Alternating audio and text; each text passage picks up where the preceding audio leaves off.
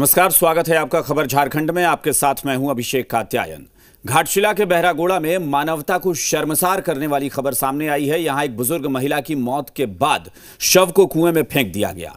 इतना ही नहीं, परिजनों को जब लगा कि लोगों को इस बात की खबर हो जाएगी तो उन्होंने शव को कुएं से बाहर निकाला और फिर शव को स्वर्ण रेखा नदी में फेंक दिया।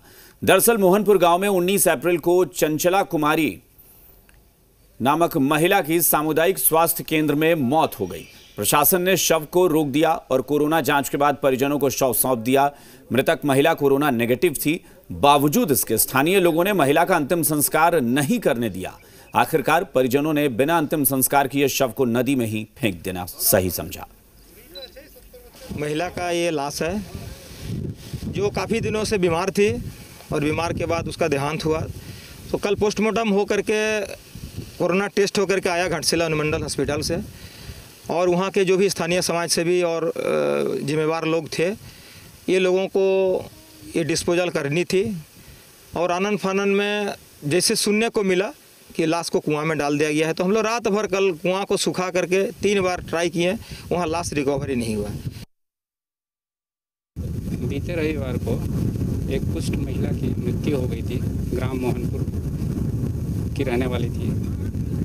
उसका फिर नियमतः कोविड जांच कराया गया था जो नेगेटिव पाया गया था। कल उसका संस्कार करने के लिए जब उसके परिजन ले गए थे तो उसे गांव में लोग ऐसी मान्यता है कि कुष्ठ रोगी को जलाया नहीं जाता है, तो उसको जलाने नहीं दिया गया। घाटशिला के बहरागोड़ा में बीते रविवार की रात में एक वृद्ध महिला की मौत हो गई थी, जिसके बाद उसको जो कोरोना संक्रमण को लेकर के उसके शव को जो है वो जांच के लिए लाया गया और पोस्टमार्टम के लिए जो है वो रविवार को वहाँ घाटशिला अनुमंडल अस्पताल भेजा गया था। और वहाँ पोस्टमार्टम होने के बाद उसके शव को कल जो है वो मंगलवार को देर शाम यहाँ गाँव लाया गया, बहरागोड़ा का जो मोहनपुर गाँव है वहाँ पे। लेकिन परिजनों ने उसको कोरोना संक्रमण होने के चलते उनके शव को एक्सेप्ट नहीं किया। इसके बाद उस शव को जो है बताया जा रहा है कि शमशान घाट के कुआं में प्लास्टिक सहित डाल दिया गया। और जिसके बाद खबर पाने के बाद जो क्षेत्र में खलबली मच गई। पुलिस प्रशासन और स्थानीय प्रशासन में इसको लेकर के काफ़ी चहलकदमी तेज होगी। रात भर पुलिस जो है वो उस शव को ढूंढने का प्रयास की कुआं में, लेकिन वहाँ पे नहीं मिला है। पुलिस की टीम और स्थानीय प्रशासन जो है वो उसको खोजने के लिए अब नदी की ओर कूच किए हैं। अब देखना यह होगा कि इस घटना में कितनी सच्चाई है। रणधीर कुमार सिंह, जी मीडिया, घाटशिला। झारखंड में कोरोना संक्रमित मरीजों की संख्या 56 हो गई है, जबकि अभी तक 3 कोरोना मरीजों की मौत हुई है। झारखंड में कुल आज 7 कोरोना पॉजिटिव मरीज मिले हैं। इसमें रांची के हिंदपीढ़ी से 6 मरीज मिले, जबकि रांची के बेड़ो से 1 पॉजिटिव केस मिला है। 56 मरीजों में बोकारो में 10 कोरोना पॉजिटिव हैं, हजारीबाग में 3, सिमडेगा और धनबाद में 2-2 केस, देवघर, गिरिडीह, कोडरमा और गढ़वा में 1-1 मरीज मिले हैं।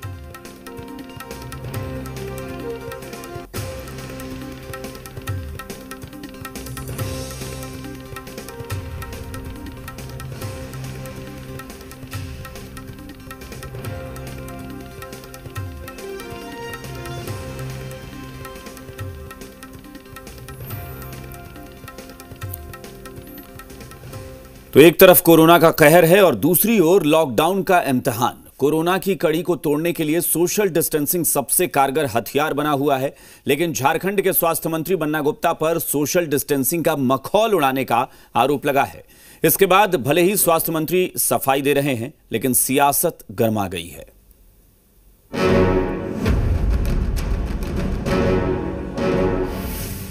कोरोना के बढ़ते संक्रमण के बीच सरकार स्वास्थ्य सेवाओं को बेहतर करने में जुटी है। स्वास्थ्य मंत्री बन्ना गुप्ता ने धनबाद पीएमसीएच का दौरा किया तो कई खामियां भी नजर आई। निरीक्षण कर रहे स्वास्थ्य मंत्री बन्ना गुप्ता के सामने अचानक सैकड़ों आउटसोर्सिंग कर्मचारी इकट्ठा हुए और स्वास्थ्य मंत्री से अपनी बेबसी बयान करने लगे। इस दौरान न सिर्फ अस्पताल में सोशल डिस्टेंसिंग की धज्जियां उड़ी, बल्कि स्वास्थ्य मंत्री के सामने ही आउटसोर्सिंग कर्मचारी एकजुट हुए। मोटे तौर पे यही और कुछ कमी खामी है तो उसको सुधार के लिए हमने दिशा निर्देश दिए हैं, विभाग की तरफ से भी दिए हैं और कुछ हमारे और भी कुछ लोगों को हम टीम बना के भेजेंगे जो पीएमसीएच आकर लॉकडाउन के बाद आएगी, आके जो है इस पर विस्तार से इसकी कमी खामी और सुधार की दिशा में क्या और अग्रतर कार्रवाई की जा सकती है, उसके बारे में। स्वास्थ्य मंत्री बन्ना गुप्ता के सामने सोशल डिस्टेंसिंग की धज्जियां उड़ाने की खबर सुर्खियां बन गई। इससे पहले कि ये मुद्दा बनता, स्वास्थ्य मंत्री बन्ना गुप्ता खुद आगे आए, बताया कि कैसे वो औचक निरीक्षण करने पीएमसीएच पहुंचे थे। बन्ना गुप्ता की दलील है कि वो काफी देर तक पीएमसीएच में घूमते रहे, किसी को भनक तक नहीं लगी। कई बार वहां मौजूद गार्ड से मेरी बकझक भी हुई। जब मैं वापस जा रहा था तभी कुछ लोग मेरी गाड़ी के पास आए। ये सब अचानक हुआ। भले ही स्वास्थ्य मंत्री पूरे मामले पर सफाई दे रहे हैं, लेकिन सूबे में इस मामले पर सियासत तेज हो गई है। बीजेपी का आरोप है कि स्वास्थ्य मंत्री अपना चेहरा चमका रहे हैं, तो जेएमएम प्रवक्ता मनोज पांडे स्वास्थ्य मंत्री के बचाव में दलील दे रहे हैं। देखिए, कोई धज्जियां उड़ाता नहीं है। मुझे लगता है मंत्री महोदय गए हैं, उनके तरफ से कहीं कोई कमी नहीं रही होगी। क्योंकि मंत्री हैं तो कुछ लोग पास आने का कोशिश करते हैं, जुट जाते होंगे। वैसे लोगों को खुद सोचना चाहिए और जिस उद्देश्य से गए हैं उनका ध्यान उस ओर रहता है। वैसे ही में कुछ लोग अगर आसपास में जुट जाते हैं, लोगों को खुद समझना चाहिए। लेकिन वो तो इसलिए जा रहे हैं ताकि मीडिया में बनने के लिए, मीडिया में लगे कि बहुत काम कर रहे हैं। सच्चाई है, काम नहीं हो रहा है, बल्कि सोशल डिस्टेंसिंग का धज्जियां उड़ा रहे हैं और कोरोना वायरस इससे फैलने का डर हो रहा है। भले ही पीएमसीएच में कई तरह की कमियां और खामियां हैं, लेकिन अभी वक्त का तकाजा है कि सोशल डिस्टेंसिंग बरकरार रहे। ये सबसे जरूरी है। धनबाद से नितेश और रांची से मदन की रिपोर्ट, जी मीडिया। अब कोरोना योद्धाओं को निशाना बनाने वालों की खैर नहीं है। राष्ट्रपति रामनाथ कोविंद ने मेडिकल प्रोटेक्शन अध्यादेश को मंजूरी दे दी है, जिसके बाद अब डॉक्टर, नर्स, पैरामेडिकल कर्मचारी या फिर आशा वर्कर पर हमला करने वालों पर न सिर्फ कड़ी कार्रवाई होगी, बल्कि आरोपियों को जमानत भी नहीं मिलेगी। कोरोना योद्धाओं के हक में बने इस कानून का झारखंड में सभी ने स्वागत किया है। कोरोना योद्धाओं पर हमला तो खैर नहीं मिलेगी बेल, दोषी हुए तो 7 साल जेल। धरती के भगवान कोरोना काल में रियल हीरो की तरह काम कर रहे हैं। बावजूद हिंदुस्तान के कई हिस्सों में डॉक्टर से बदसलूकी और मारपीट की खबरें सुर्खियां बनती रही हैं। लेकिन अब कोरोना योद्धाओं पर हमला करने वालों की खैर नहीं होगी, क्योंकि मोदी सरकार के नए अध्यादेश पर राष्ट्रपति ने मुहर लगा दी है। राष्ट्रपति रामनाथ कोविंद ने महामारी रोग संशोधन अध्यादेश 2020 को मंजूरी दे दी है। अध्यादेश के मुताबिक स्वास्थ्य कर्मियों पर हमला अब गैर जमानती अपराध होगा। 30 दिन में जांच पूरी होगी, 1 साल में फैसला आएगा। दोषी साबित हुए तो 7 साल तक की जेल होगी। डॉक्टर, नर्स, पैरामेडिकल कर्मचारी और आशा वर्कर इस अध्यादेश के दायरे में आएंगे। झारखंड IIMA के सेक्रेटरी समेत सभी डॉक्टर एसोसिएशन ने इस अध्यादेश की सराहना की है। सभी ने एक सुर में कहा कि डॉक्टर्स के लिए यह एक बहुत ही जरूरी कानून है। सख्त कानून बनाने के लिए मेडिकल स्टाफ एसोसिएशन ने प्रधानमंत्री को धन्यवाद दिया और अध्यादेश का स्वागत किया। ये बहुत पुरानी हमारी डिमांड है और हम लोग सिर्फ यही मांग रहे थे कि साहब हम तो काम कर रहे हैं, करेंगे और करते रहेंगे, लेकिन एक सुरक्षित वातावरण का हम लोग डिमांड कर रहे थे, क्योंकि बेहतर चिकित्सा की परिकल्पना आप तभी कर सकते हैं जब एक सुरक्षित माहौल हो। तो ये ज़रूरी है कि उनका जांच हो, उनका प्रॉपर आइसोलेशन हो, उनका उपचार हो। अब अगर डॉक्टर्स वहाँ जाते हैं तो उनका विरोध करना, उनके पुलिस के ऊपर में, डॉक्टर्स के ऊपर में पथराव करना, ये उचित नहीं है। इससे क्या होगा, ये आप ही को नुकसान होगा। पता नहीं है जनता को समझ में क्यों नहीं आता है, और शायद इसी के लिए इस समय में तो ये बहुत ज़रूरी चीज़ था, ताकि हमारा देश बच सके, हमारी जनता बच सके और लोग स्वस्थ रहें। देखिए, बिल्कुल बात सही है कि इस समय जो डॉक्टर कोरोना में काम कर रहे हैं, अगर वही सुरक्षित नहीं रहेंगे और भयभीत होंगे, एक तो कोरोना की इलाज करते वक्त भी एज आम इंसान की तरह वो भी भयभीत हैं, लेकिन एक अपना फ़र्ज निभा रहे हैं। अगर उस समय समाज अपना फ़र्ज निभाएगा नहीं तो पीड़ा तो होगी। वहीं मेडिकल प्रोटेक्शन अध्यादेश का स्वागत झारखंड के स्वास्थ्य मंत्री बन्ना गुप्ता ने भी किया है। उन्होंने कहा कि मुख्यमंत्री हेमंत सोरेन भी डॉक्टर्स की सुरक्षा को लेकर गंभीर हैं। नहीं, बिल्कुल मैं इस एक्ट से सहमत हूं और मेरा भी ये मानना है, मेरा व्यक्तिगत ये मानना है कि निश्चित तौर पर यदि हमारा कोई भी स्वास्थ्यकर्मी जा रहा है और उसके साथ कहीं अन्याय हो रहा है, अत्याचार हो रहा है या उस पर कोई हमला होता है तो ये मानवता पर हमला है। न सिर्फ रांची में बल्कि जमशेदपुर और धनबाद में भी मेडिकल प्रोटेक्शन अध्यादेश को लेकर खुशी का माहौल है। सभी जगह के कोरोना योद्धा अध्यादेश का स्वागत कर रहे हैं। कोई अगर होता है तो मालूम होता है कहीं बीमारी यहाँ फैल रहा है, डॉक्टर जांच के लिए जाते हैं तो उन्हें बुरी तरह पीटा जाता है, पत्थर मारा जाता है। ये तो अति हो गई। हम आपके लिए जा रहे हैं, आपके परिवार के लिए जा रहे हैं और आप हैं कि हम ही पर एकदम ये पत्थर से मारपीट कर रहे हैं। हम लोग तो बहुत खुश हैं। सरकार जो हमारे लिए सोची है उसके लिए बहुत खुशी की बात है और आगे भी ऐसा हम लोग काम करते रहेंगे और काम करने में भी इंटरेस्ट आ रहा है। हाँ। सरकार जब हम लोग का पर इतना सोचे हैं, हम लोग भी काम करने के लिए इच्छुक हैं। स्वास्थ्य कर्मचारियों के खिलाफ हो रही हिंसा पर लगाम लगाना बेहद जरूरी है। नए अध्यादेश के बाद निश्चित ही लोगों के बीच कड़ा संदेश गया है। रांची से मदन, अभिषेक और मनीष के साथ जमशेदपुर से पीयूष और धनबाद से नितेश की रिपोर्ट, जी मीडिया।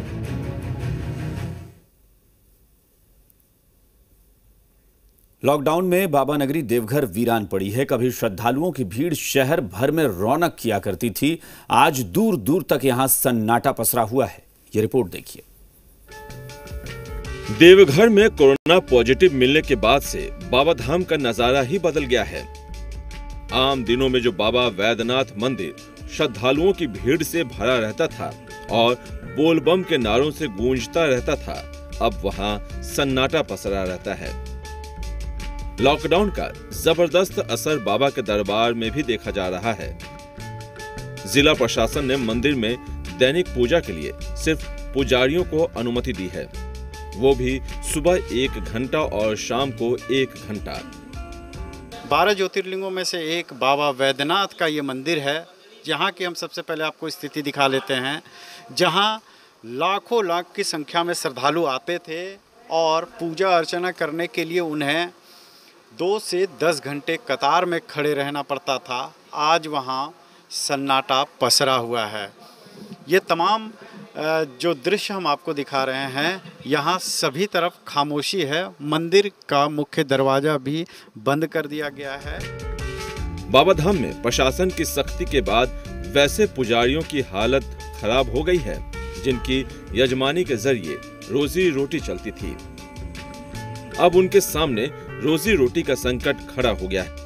कोरोना को लेकर हम लोगों को अभी काफ़ी कठिनाइयों का सामना करना पड़ रहा है। बाबा बैजनाथ हम लोग का जीविका का पार्जन थे। बाबा बैजनाथ मंदिर में तीर्थयात्री आते थे, हम लोग हरा भरा रहते थे। ऐसी स्थिति हो गई है, जजमान का आना जाना बंद हो गया लॉकडाउन के चलते। पूरा देश विदेश लॉकडाउन है। हमारी स्थिति दयनीय हो गई है जब यात्री को आना जाना बिल्कुल बंद हो गया है। हम सैन बोर्ड का कर्मी हैं, बाबा मंदिर कर्मी हैं सैन बोर्ड की तरफ से। और हमारी समाज की स्थिति अभी बहुत दयनीय हो गई है। कारण जो जिनवान पर ही निर्भर है, करीब 1 महीना से जिनवान यहाँ नहीं आ रही है। बाबा वैद्यनाथ धाम मंदिर की वजह से देवघर व्यापार का प्रमुख केंद्र रहा है। मंदिर के चलते यहाँ अरबों रुपए का सालाना कारोबार होता है, लेकिन लॉकडाउन की वजह से सब कुछ ठप पड़ा है। देवघर बाबा मंदिर ही बंद है। भागती दौड़ती जिंदगी मानो ठहर सी गई है। अर्थव्यवस्था चौपट हो गई है। फूल विक्रेता और पूजा पाठ के सामानों के छोटे दुकानदार आर्थिक तंगी से गुजर रहे हैं। ऐसा है ना कि यहाँ के जो दुकानदार हैं, व्यवसायी हैं या उद्यमी हैं, सबकी स्थिति बहुत दयनीय हो गई है। कारण उसका ये है कि लेबर स्टाफ को सरकार कह रही है कि पेमेंट करना है आपको, वो आपके यहाँ आए अन्यथा ना आए, मगर उसका पेमेंट उसको आपको देना है, सैलरी जो है जी। और पंडा बाबा मेन रूप से पंडा बाबा जी, क्योंकि यात्री लोग आना बंद हो गया है और यात्री लोगों के ऊपर हम लोग आश्रित है जी। यात्री लोग बंद है, पंडा बाबा का पेट बंद है। तो कैसे फिर घर चलता है सर? आवश्यकता जो रखा धरा है खा रहे हैं। बाबा धाम और वैद्यनाथ धाम झारखंड के सबसे बड़े तीर्थ स्थलों में से एक हैं। यहाँ की ज्यादातर आबादी मंदिर, पूजा पाठ और उससे जुड़े कारोबार से जुड़ी है। लेकिन 1 महीने के लॉकडाउन में लोगों की जिंदगी बदल गई है। कारोबार ठप हो गया, आमदनी के साधन खत्म हो गए हैं। बस एक उम्मीद जिसके सहारे जिंदगी कट रही है। देवघर से दीप नारायण दुबे की रिपोर्ट, जी मीडिया। जमशेदपुर में अभी तक एक भी मामला सामने नहीं आया है, लेकिन जिला प्रशासन स्टे एट होम के तहत लोगों को घर में रहने की सलाह दे रहा है और घरेलू सामानों के साथ साथ जरूरत की चीजों की भी होम डिलीवरी करवा रहा है। आज से झारखंड में पहली बार जमशेदपुर में ऑनलाइन विदेशी फलों की भी सप्लाई शुरू कर दी गई है। अब आप घर बैठे अमेरिकी सेब, इजिप्ट से आए फल और देश के अलग अलग शहरों के फलों को मंगवा सकते हैं। किस तरह से कर रहे हैं ये काम? हम लोगों ने जिला प्रशासन, कृषि बाजार समिति और ऑल सीजन फार्म फ्रेश ने सब्जियों के लिए स्टार्ट किया, मगर लोगों का रिस्पांस देखते साथ सब्जियों में हमारे दिन पे दिन हमारे कस्टमर बढ़ते गए और हम लोग पूरे शहर को सर्व करने लगे और शहर के दूसरे ज़िले से भी हम लोगों को कॉल आने लगा। रिस्पांस बहुत अच्छा रहता है। जो भी चीज़ करते हैं हम लोग सेफ्टी में करते हैं, ग्लव्स वगैरह, सैनिटाइज़र, हर चीज़ का यूज़ करते हैं। कहीं भी किन्हीं के भी कस्टमर के घर जाते हैं, बहुत अच्छा रिस्पॉन्स आता है हम लोग का। कोरोना से लड़ रहे सभी कोरोना योद्धाओं को अपने गीत से धनेश लोहरा ने अभिनंदन, आभार प्रकट किया है। लोहरदगा के गायक धनेश को जरा सुनिए।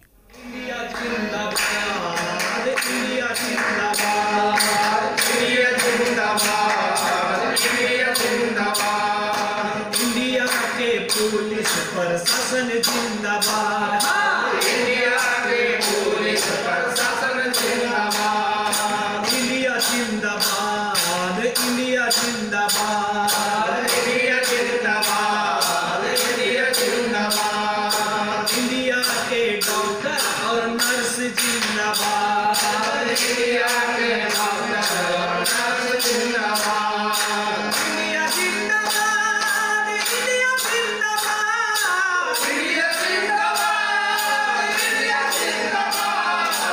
इंडिया जिंदाबाद, इंडिया जिंदाबाद, इंडिया जिंदाबाद, इंडिया जिंदाबाद, इंडिया के सफाई कर्मी। मनी लॉन्ड्रिंग और आय से अधिक संपत्ति के मामले में पूर्व मंत्री एनोस एक्का को ईडी की विशेष अदालत ने 7 साल कैद की सजा सुनाई है। पूर्व मंत्री एनोस एक्का पर 2 करोड़ का जुर्माना भी लगाया गया है। एनोस एक्का पहले से ही पैरा शिक्षक हत्याकांड में उम्र कैद की सजा काट रहे हैं। हालांकि एनोस एक्का के वकील ने हाई कोर्ट में इस फैसले को चुनौती देने की बात कही है। पूर्व मंत्री एनोस एक्का को अब 7 साल जेल में गुजारना होगा। मनी लॉन्ड्रिंग और आय से अधिक संपत्ति के मामले में ईडी की विशेष अदालत ने 7 साल कैद की सजा सुनाई है। पूर्व मंत्री एनोस एक्का पर 2 करोड़ का जुर्माना भी लगाया गया। जुर्माने की राशि नहीं देने पर पूर्व मंत्री को 1 साल और सजा काटनी होगी। लगातार चली कार्रवाई के दौरान जो संपत्ति अटैच की गई, अब उनको जब्त किया जाएगा। पूर्व मंत्री को ईडी के विशेष जज AK मिश्रा ने वीडियो कॉन्फ्रेंसिंग के जरिए सजा सुनाई। कोर्ट की कार्यवाही के दौरान दोनों पक्ष के वकील वीडियो कॉन्फ्रेंसिंग के जरिए जुड़े रहे। आज के डेट पे फिक्स था सेंटेंस के लिए। आज इस पर कोर्ट के द्वारा सजा सुनाया गया, जिसमें उन्हें 7 साल का सश्रम कारावास एवं फाइन के तौर पे 2 करोड़ रुपया का फाइन किया गया है। पैरा शिक्षक हत्या के मामले में पूर्व मंत्री एनोस एक्का फिलहाल जेल में सजा काट रहे हैं। ये 7 साल की सजा मनी लॉन्ड्रिंग केस में हुई है, तो पूरा मामला भी समझ लीजिए। 20 करोड़ 31 लाख रुपए की मनी लॉन्ड्रिंग का मामला है। एनोस एक्का पर करीब 20 करोड़ 21 लाख रुपए मनी लॉन्ड्रिंग का आरोप था।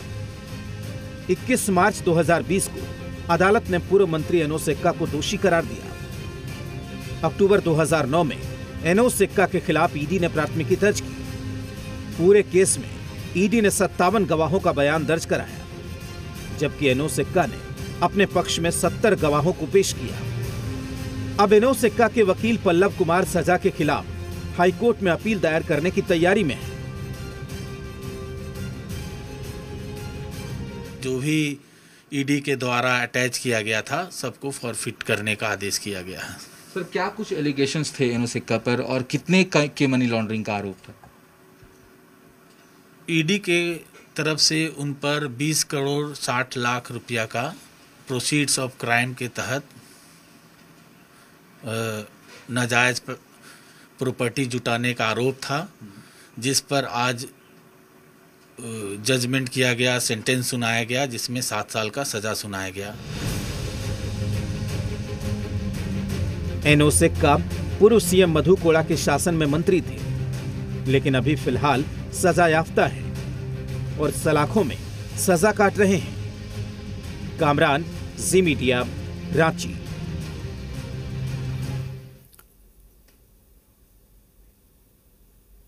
राजधानी रांची समेत सूबे के कई जिलों में मौसम ने करवट ली। हम आपको रांची और बोकारो की तस्वीरें दिखाते हैं। रांची में आसमान में बादल छाए हुए नजर आए, कई इलाकों में बारिश भी हुई। वहीं बोकारो में तेज हवा के साथ ओलावृष्टि हुई। इसके चलते तापमान में गिरावट आ गई है और लोगों को गर्मी से राहत मिली है, लेकिन इस बारिश ने फसलों को काफी नुकसान पहुंचाया है।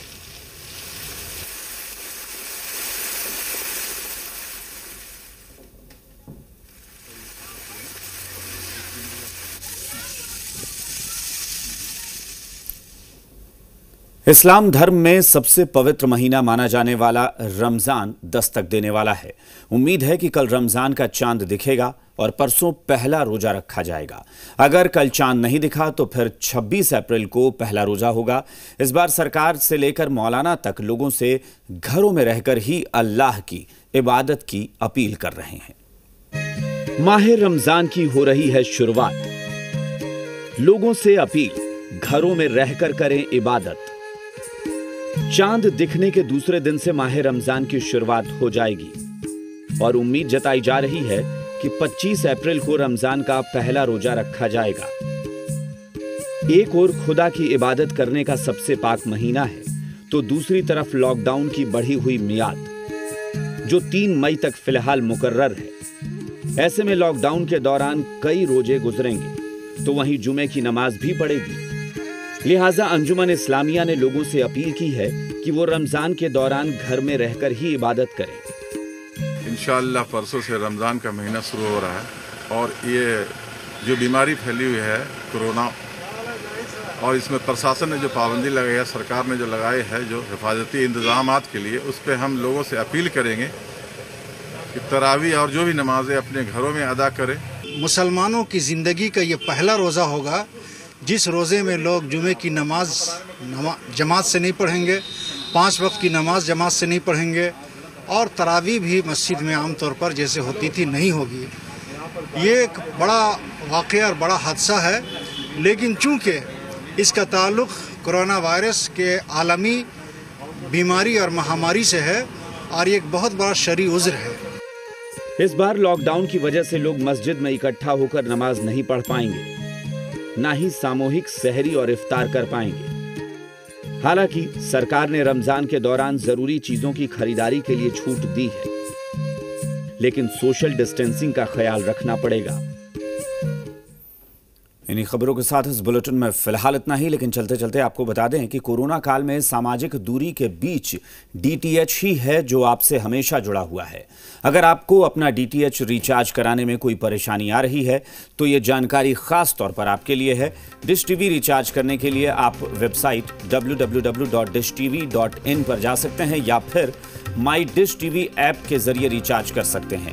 इसके अलावा www.d2h.com पर लॉगिन कर सकते हैं या D2H इन्फिनिटी ऐप से भी रिचार्ज कर सकते हैं। अगर आपके पास टाटा स्काई है तो www.mytatasky.com से रिचार्ज करा सकते हैं या फिर टाटा स्काई ऐप के जरिए रिचार्ज करा सकते हैं। अगर आप एयरटेल के ग्राहक हैं तो एयरटेल थैंक्स ऐप से या www.airtel.in से अपना रिचार्ज कर सकते हैं।